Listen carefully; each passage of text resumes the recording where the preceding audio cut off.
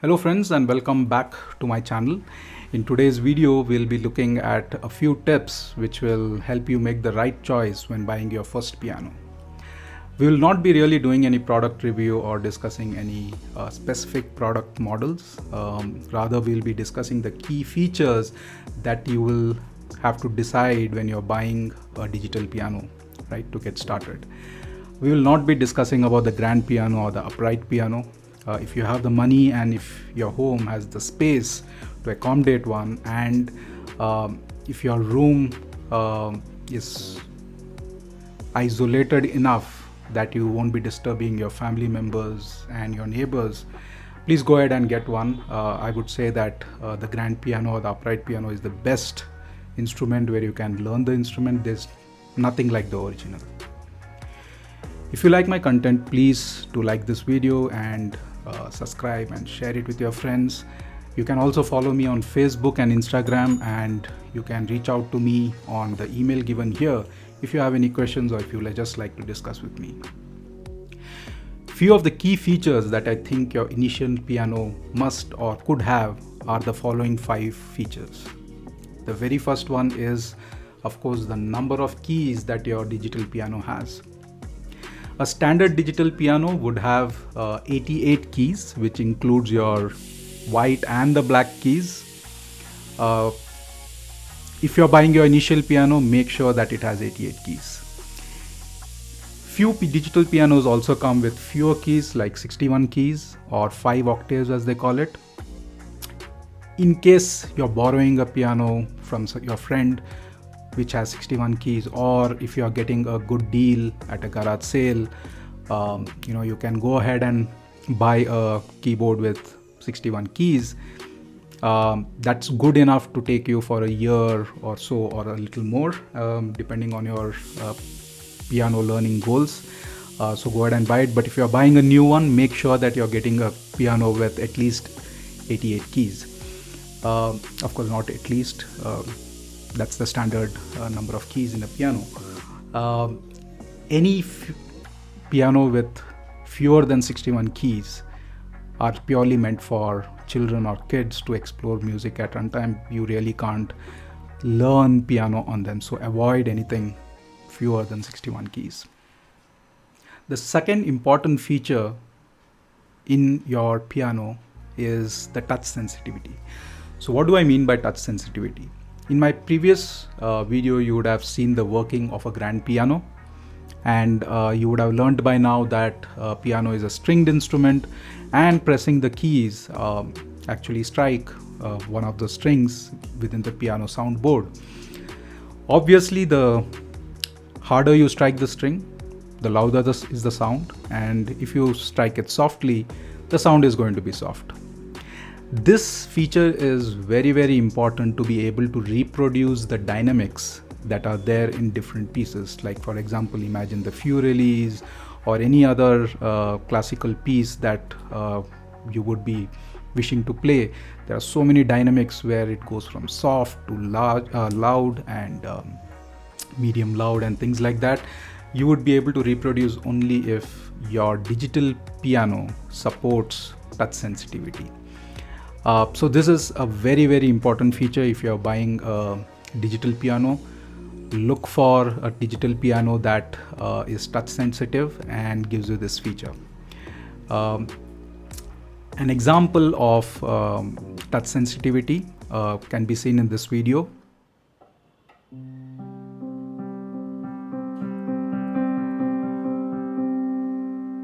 So as you see in this video, the very starting piece, it had a very softer melody, and then it went to something bold. This is something that can be done only with a piano that gives you a touch sensitivity feature. The third important feature that you should look for in your digital piano is the key action. So again, referring to my previous video on working of a grand piano, we know that striking a key on the piano strikes a string on the soundboard. These keys are usually made of wood on a piano, and given the fact that these piano are made of wood and there's a complex mechanism and you strike a key, there is some effort required in pressing these keys. They are not soft. and this effort gradually decreases from the left to the right. The effort required to press a key decreases from the left to the right because the strings on the left side of the piano are thicker and longer, whereas towards the right they become shorter and thinner. Hence the effort on the right side is lesser than what you would feel on the left side. This feature of key action is reproduced in many digital pianos, and the reason why you need this on a digital piano is when you practice on a digital piano, you better get used to this weighted key feature, right? Because if you aspire to perform pieces to an audience on the grand piano, or if you want to appear for graded exams where the examiner would expect you to perform on a grand or upright piano, you would be able to adapt much faster. In case your piano learning goals are more for personal learning purposes and at the max play for an audience of family and friends, you can feel free to skip this feature. This feature makes your piano a little more expensive. So if this is not really required for your piano learning goals, feel free to save some money on this feature. The fourth important feature that you should look for in your digital piano is the sustain pedal. Again, referring back to my earlier video on the working of a piano, you would have noticed that a grand piano or an upright piano have foot pedals in them. Some of them have 3, some of them have 2. The most important or commonly used pedal is the sustain pedal, which is the pedal to the rightmost side of the piano. What does the sustain pedal do? I'll let you explore further. There are a lot of YouTube channels that explain this, but in short, the sustain pedal helps the sound to persist even after you have left the key that you pressed. A very quick example. Here is a video where I'm pressing a key without the sustain pedal. Here you noticed that the moment I released the key, the sound stopped. Here is an example where I play a key with the sustain pedal pressed. Here you would have noticed that the sound continues even after I have released the key, and it gradually fades away or it stops when you release the sustain pedal. So if you are buying a digital piano, make sure that there is a support for adding an accessory of sustain pedal. Otherwise, it will limit the number of pieces that you can perform on your digital piano. Sustain pedals are usually available as an accessory for anywhere between 1000 rupees to 2000 rupees. Yes, different qualities, but a bare minimum one will come for around 1000 rupees as an accessory. So make sure that your digital piano supports plugging in of a sustain pedal. And finally, the fifth feature that you should look for in your digital piano is obviously the support for a headphone and optionally a recording feature. Now, of course, you need the headphone so that you can practice in peace without disturbing your family members. That, in my opinion, is the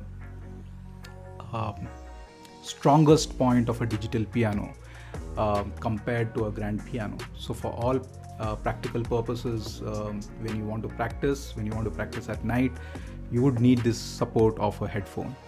Most digital pianos by default come with a headphone jack, so you don't have to worry. If you like any digital model, it will be there, but just make sure it is there, to make sure that you're making the right purchase. Recording again is an optional feature. Recording facility, that is many digital pianos allow you to record either onto a USB stick or any other memory card, so that you can share your recording or use it for creating your YouTube videos. So a lot of my YouTube performances, I use that feature. I record the audio into a USB stick and then I merge it with the video, which gives a much clearer audio quality. So this is definitely an optional feature, but most digital pianos also give you the feature to record your performances. There are several other features of a grand piano that digital pianos try to mimic. For example, the level of opening of a piano lid, that influences the way the sound is produced. Pressing a key of a piano with your sustain pedal pressed, that creates different dynamics when it resonates with the other strings that are not pressed, right? So there's a lot that happens there. There is also a more finer detail of how the sound of a string fades away, right, along with the resonance in the timber wood. So these are the things which bring more originality in the digital piano. However, these are quite advanced features, so unless you intend to give serious performances with your digital piano, you may not want to invest on these features. These features make your digital piano very expensive. So at the moment, to get started, I would suggest you not to invest on these features and look for the 5 key features that I just mentioned. So just for your information, I wanted to share about which pianos I had or I have. So when I started learning the piano, I invested on Casio CTK 6300 in model. This is a keyboard with 61 keys, and it does not have the weighted key action. When I bought this around 7 to 8 years ago, I had no clue of the key features to look for. So it's a lesson that I have learned over time. But this served well for all the time when I learned by myself. Recently, last year, I upgraded myself to a Yamaha CLP 645 model. This gives many of the advanced features, including the 5 key features which I mentioned. So I thought it was worth the investment, given I'm seriously pursuing piano. I mentioned that I will not be endorsing any brands on products. I still do not endorse these brands. These are models or brands that I have thought it was good for me. I'll still encourage you to look at your piano learning goals and make the right decision based on the key features that I have mentioned. Hope this video was useful and will help you make the right choice in buying your very first piano. I look forward to see you in the first piano lesson that I'll be producing next week. Until then, goodbye.